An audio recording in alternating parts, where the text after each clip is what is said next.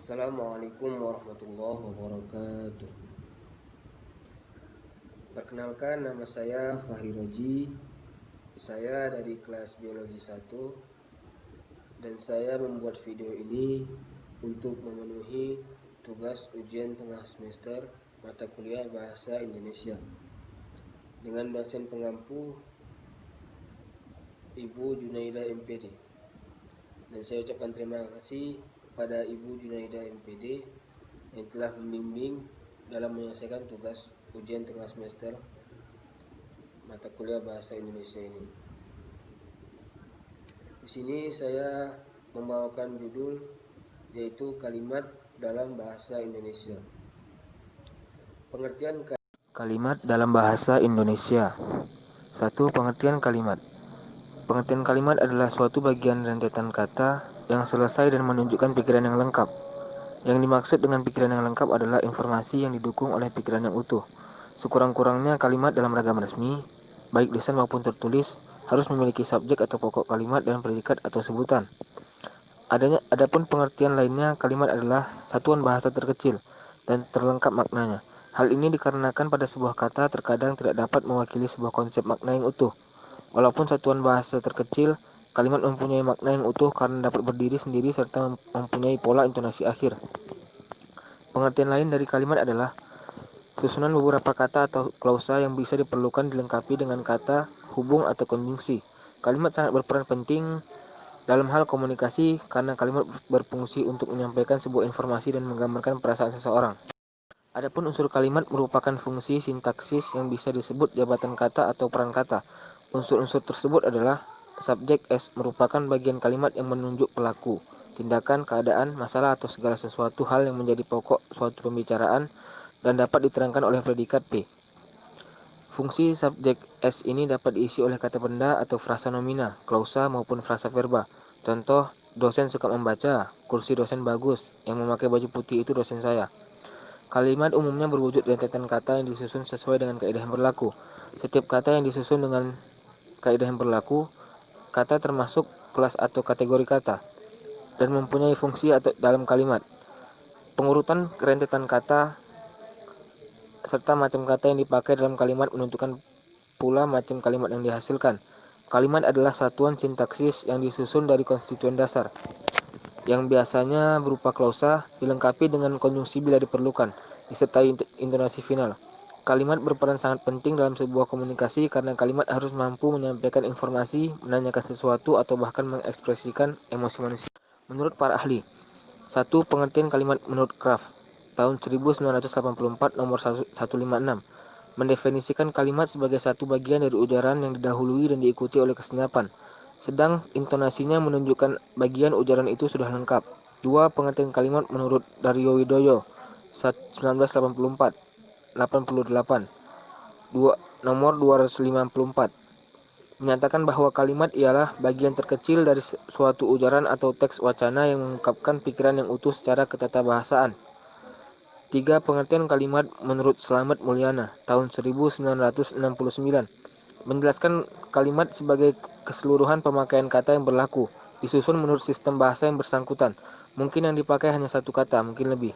4. Pengertian kalimat menurut Krida Laksana, tahun 2001, nomor 92. Kalimat sebagai satuan bahasa yang secara relatif berdiri sendiri, mempunyai pola intonasi final, dan secara aktual maupun potensial terdiri dari klausa. Klausa bebas yang menjadi bagian kognitif percakapan, satuan preposisi yang merupakan bagian klausa atau merupakan satu klausa yang membentuk satuan bebas, jawaban minimal, seruan, salam, dan sebagainya.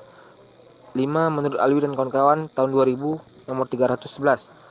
Dalam wujud tulisan, kalimat diucapkan dalam suara naik turun dan keras lembut di sela jeda, diakhiri intonasi akhir yang diikuti oleh kesenyapan yang mencegah terjadinya perpaduan, baik asimilasi bunyi maupun proses fonologis lainnya. Kalimat efektif dan transformasi kalimat efektif. Kalimat efektif dipahami sebagai kalimat yang dapat menyampaikan informasi dan informasi tersebut mudah dipahami oleh pembaca. Kalimat sangat penting dalam sebuah tulisan. Kalimat yang baik mudah dipahami oleh pembaca. Kalimat lengkap dan bukan fragmentaris. Kalimat yang disusun hendaknya memiliki struktur kalimat bahasa Indonesia, yaitu S, P, O, K, atau PEL. Apabila struktur tersebut tidak dipenuhi, maka kalimat yang disusun menjadi tidak lengkap strukturnya, yang disebut kalimat yang fragmentaris. Contoh Fikri. Fikri belajar bahasa Indonesia, Fikri belajar bahasa Indonesia di kampus. Transformasi kalimat. Transformasi berasal dari bahasa Inggris transformation, yaitu suatu proses mengubah kata bahasa menjadi bentuk-bentuk lain, baik dari bentuk yang sederhana ke bentuk yang kompleks, maupun dari bentuk yang kompleks ke bentuk yang sederhana. Maka transformasi kalimat berupa perubahan bentuk kalimat menjadi bentuk jenis kalimat lain. Jenis-jenis transformasi sebagai berikut.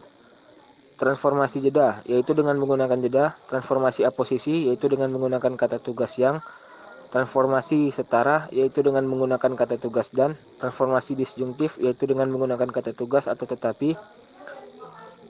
Transformasi opini, yaitu dengan menggunakan kata tugas benar atau tidak benar. Transformasi total, yaitu dengan menggunakan bentuk afirmatif dan negasi dalam bentuk kalimat. Jenis-jenis transformasi sebagai berikut. Transformasi jeda, yaitu dengan menggunakan jeda. Jeda adalah perhentian sebentar. Perhentian sebentar ini dalam kalimat dapat diwujudkan setelah mengucapkan kata-kata yang ada di dalam kalimat. Contoh, Ibu Rumina seorang guru. Ibu Rumina seorang guru. Ibu Rumina seorang guru. Ibu Rumina seorang guru. Penempatan jeda mengakibatkan kalimat A yang masih meragukan menjadi kalimat B, C, dan D yang memiliki maksud berbeda. Kalimat B yang berprofesi sebagai guru adalah Rumina. Kalimat C yang berprofesi sebagai guru adalah Ibu Rumina. Dan D yang berprofesi sebagai guru adalah Ibu Rumina. Dan tanda baca koma yang merupakan perhentian sebentar memiliki makna yang dalam. Jadi dalam menulis harus memperhatikan tanda baca agar pembaca dapat memahami informasi yang disampaikan. Informasi yang tidak bisa dipahami pembaca mengakibatkan tulisan seorang penulis tidak komunikatif. Kalimat minor atau minim juga dapat dijadikan menjadi kalimat lain dengan transformasi jeda. Contoh aduh, aduh, aduh, aduh. Transformasi aposisi, yaitu dengan menggunakan kata tugas yang. Perubahan bentuk kalimat antara dua komponen menggunakan kata tugas yang atau monofalen. Contoh, almari itu dipakai tempat baju, almari itu dijual.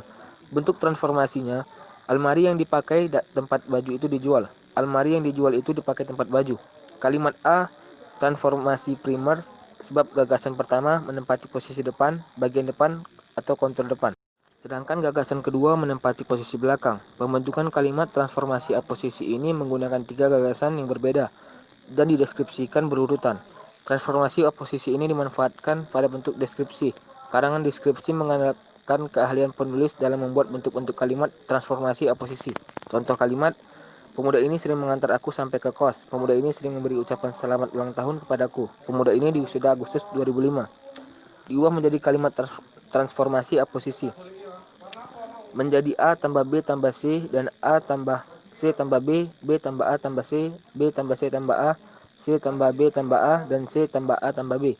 Pengembangan penalaran penulis tampak dalam kalimat yang disusun. Kelogisan ekskripsi akan menjadi bahan pertimbangan bagi seorang penulis.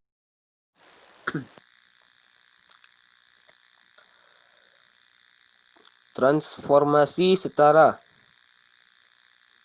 yaitu dengan menggunakan kata tugas dan. Pentransformasian ini akan menghasilkan kalimat majemuk setara atau kalimat koordinat. Dua gagasan yang nilai komunikasinya sama disatukan oleh kata dan. Contoh, hujan turun dan pohon tumbang. Ayah pergi dan ibu pulang. Hal yang bisa disatukan tentu saja memenuhi syarat nilai sama seperti kalimat di atas. Contoh, hujan turun dan sudah wisuda.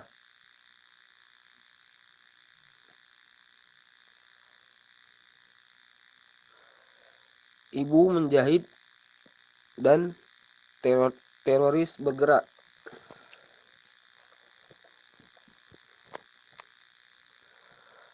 Ada kendala psikologis dalam penyusunan kalimat di atas.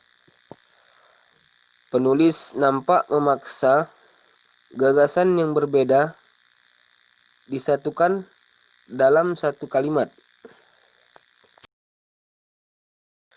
Transformasi disjungtif.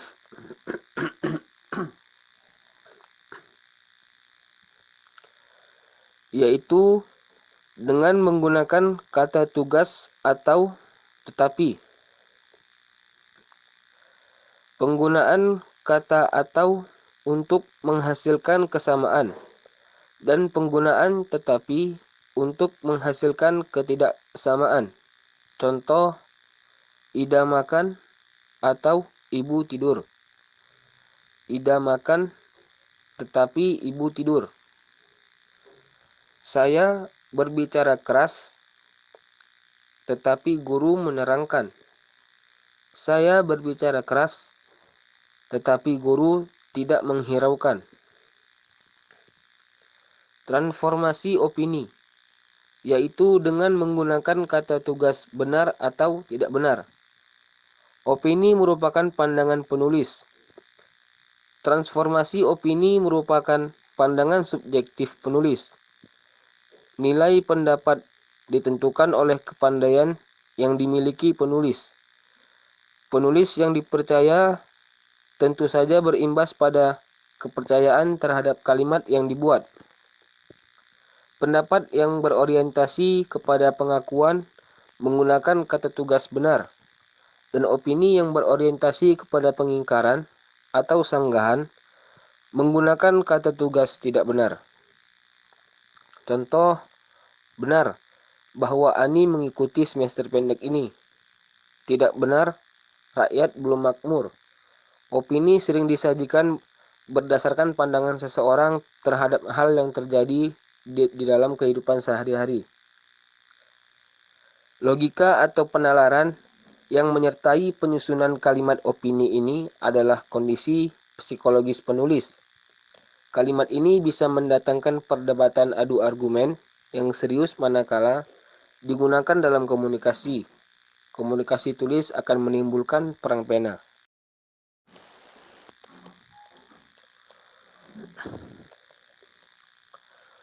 Transformasi total, yaitu dengan menggunakan bentuk afirmatif dan negasi.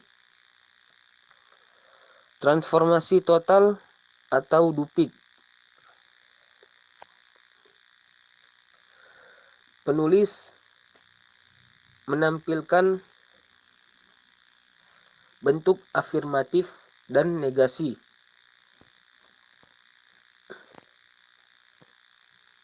Dalam bentuk kalimat.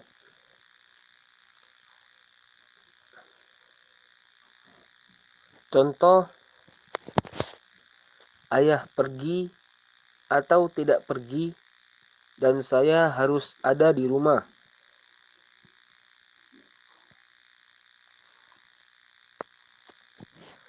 Sehat atau tidak sehat, saya harus mengikuti kuliah ini. Penjudi atau bukan penjudi, tetapi mereka tetap ditangkap. Transformasi total ini juga berdasarkan transformasi disjungtif,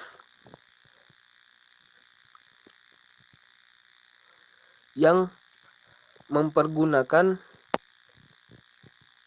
kata atau dan tetapi. Unsur-unsur kalimat. Subjek S. Di dalam sebuah kalimat subjek S adalah pelaku atau orang yang melakukan kegiatan tertentu. Subjek pada umumnya berupa kata benda seperti nama orang, binatang, tumbuhan, dan benda. Contoh, Budi, gajah, anggrek, sekolah, dan lain-lain.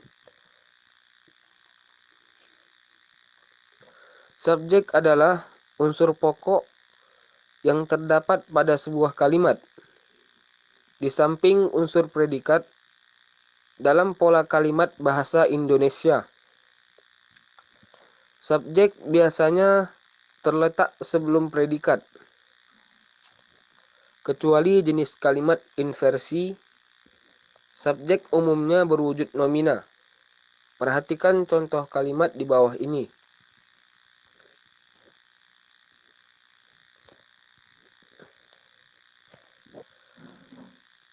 Peserta audisi itu puluhan ribu orang.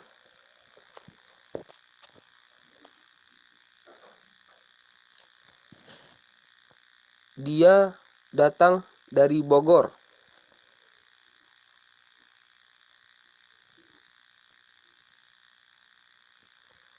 Agnes Monica adalah seorang penyanyi terkenal.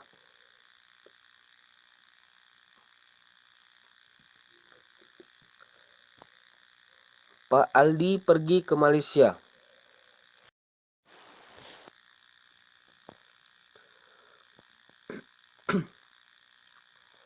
Predikat P.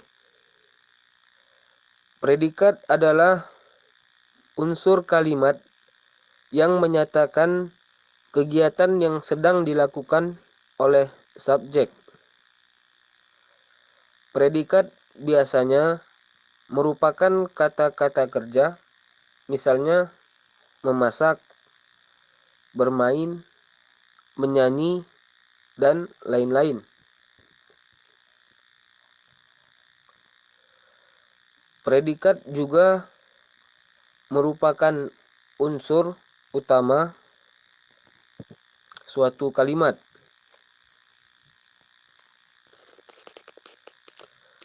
Di samping subjek yang merupakan inti dari kalimat,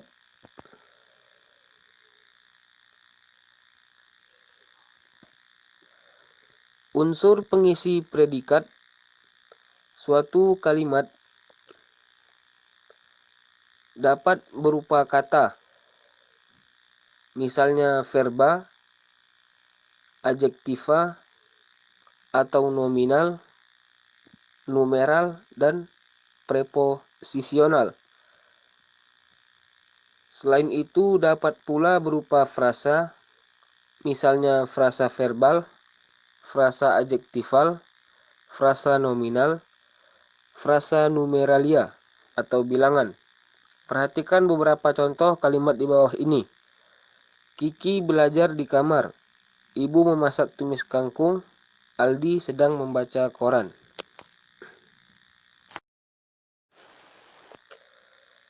Objek O. Objek adalah sesuatu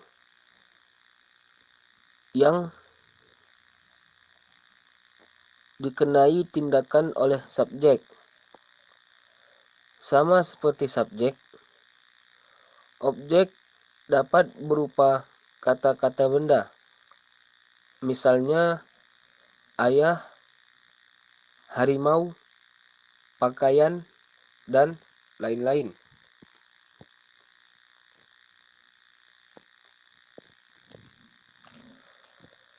Objek bukan unsur wajib dalam kalimat.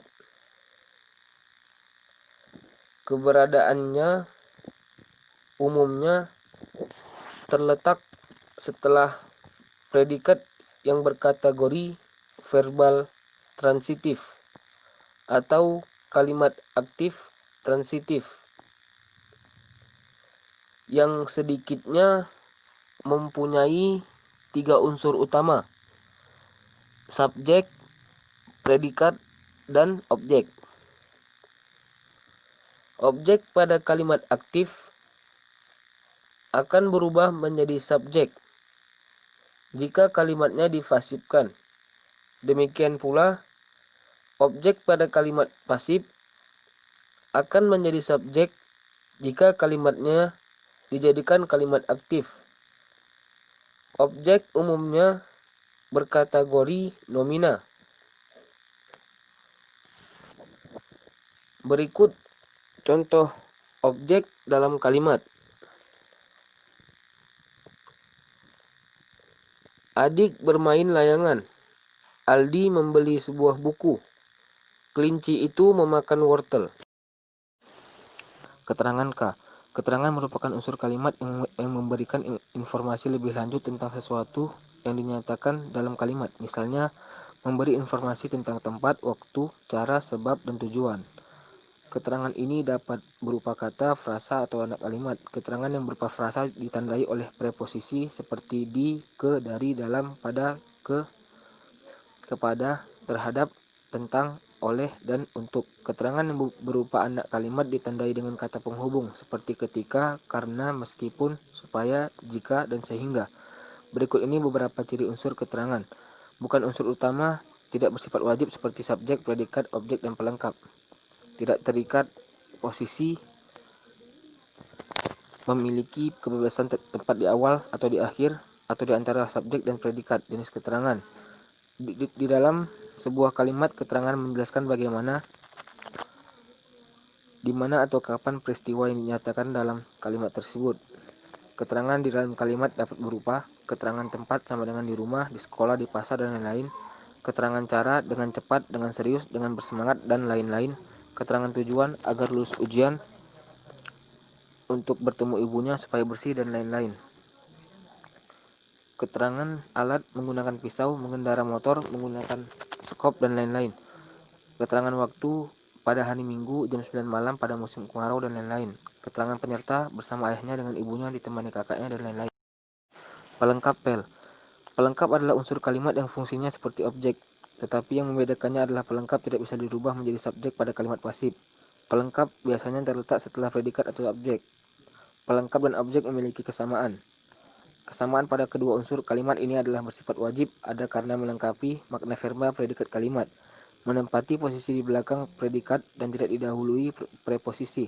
Perbedaannya terletak pada kalimat pasif. Pelengkap tidak menjadi subjek dalam kalimat pasif. Jika terdapat objek dan pelengkap dalam kalimat aktif, objeklah yang menjadi subjek kalimat pasif, bukan pelengkap. Contoh kalimat pelengkap: Indonesia berdasarkan Pancasila. Aldi ingin selalu berbuat kebaikan. Kaki Aji tersandung batu. Mahkota itu bertahtakan Ciri-ciri kalimat. Dalam bahasa lisan diawali dengan kesenyapan dan diakhiri dengan kesenyapan. Dalam bahasa tulis diawali huruf kapital dan diakhiri dengan tanda titik, tanda tanya, dan tanda seru. Kalimat aktif sekurang-kurangnya terdiri atas subjek dan predikat. Predikat transitif disertai objek. Predikat intransitif dapat disertai pelengkap. Mengandung pikiran yang utuh. Menggunakan urutan logis setiap kata atau kelompok kata yang mendukung fungsi, subjek, predikat, objek, dan keterangan. Disusun dalam satuan menurut fungsinya. Mengandung satuan makna, ide, atas pesan yang jelas. Dalam paragraf yang terdiri dari 2 kalimat atau lebih, kalimat-kalimat disusun dalam satuan makna pikiran yang saling berhubungan. Hubungan di jalan dalam konjungsi, pronominal atau ganti, repetisi, dan atau waktu sejajar. Jenis kalimat terbagi menjadi 3, yaitu 1.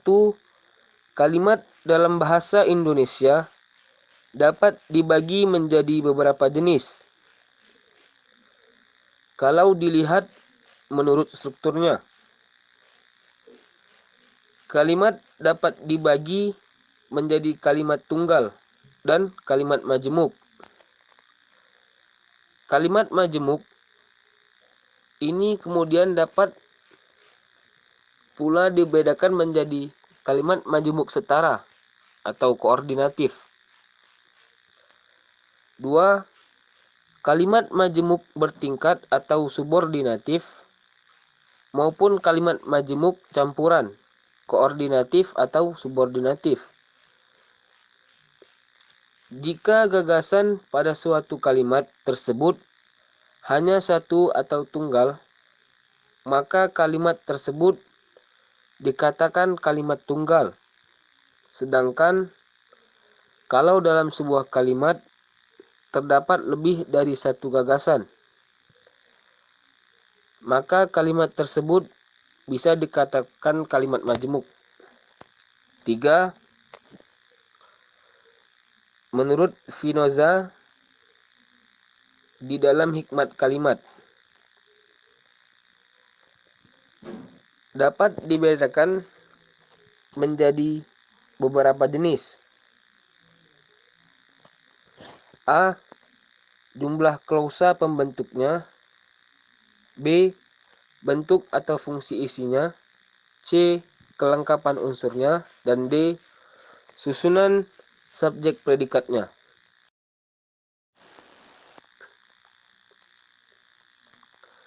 Kalimat tunggal. Kalimat tunggal merupakan kalimat yang hanya mempunyai satu gagasan utuh, terdiri atas satu subjek S dan satu predikat P. Biasanya kalimat tunggal ini berbentuk klausa tunggal, unsur objek, pelengkap, dan keterangan tidak diharuskan ada dalam kalimat tunggal. Namun, jika predikat berbentuk verba transitif, maka unsur objek O diperlukan untuk melengkapi unsur predikat P. Menurut Koch dan Elson and Pickett, dalam hikmat kalimat tunggal adalah kalimat yang terdiri atas satu klausa bebas tanpa klausa terikat. Misalnya, Bayu pergi, dia minum, adik bermain. Unsur subjek S dan predikat P pada kalimat tunggal dapat diperluas dan dilengkapi oleh unsur lain, seperti objek O, pelengkap pel, atau keterangan ket. Jadi kalimat tunggal bukan berarti kalimat pendek, tetapi juga bisa kita temukan kalimat tunggal yang panjang, hanya saja klausa atau gagasannya tetap satu. Kalimat majemuk. Kalimat majemuk berbeda dengan kalimat tunggal, yang hanya dibentuk oleh satu klausa. Kalimat majemuk merupakan kalimat yang dibentuk dengan gabungan kata atau lebih klausa.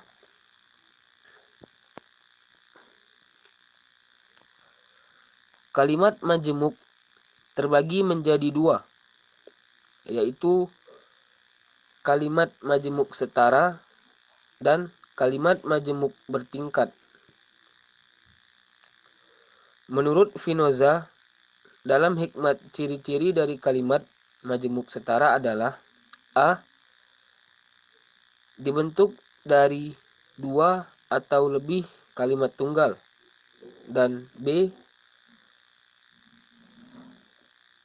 Kedudukan kedua kalimat atau klausa tersebut sederajat. Dalam kalimat majemuk setara terdapat konjungsi atau kata hubung yang biasanya terdiri dari dan, koma, baik, koma, maupun, koma, tetapi, koma, sedangkan, koma, atau, koma, dan lalu. Perhatikan contoh kalimat berikut.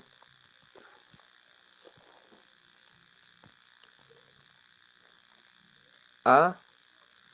Para pejabat negara harus mempunyai rasa empati yang tinggi dan mampu memperjuangkan nasib masyarakat luas.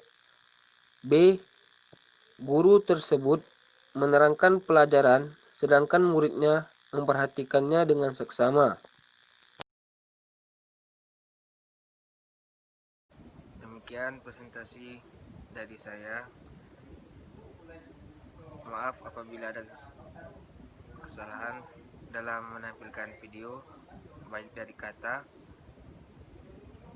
Saya ucapkan terima kasih kepada dosen pengampu mata kuliah Bahasa Indonesia, Ibu Junaida MPD. Saya akhiri. Wassalamualaikum warahmatullahi wabarakatuh.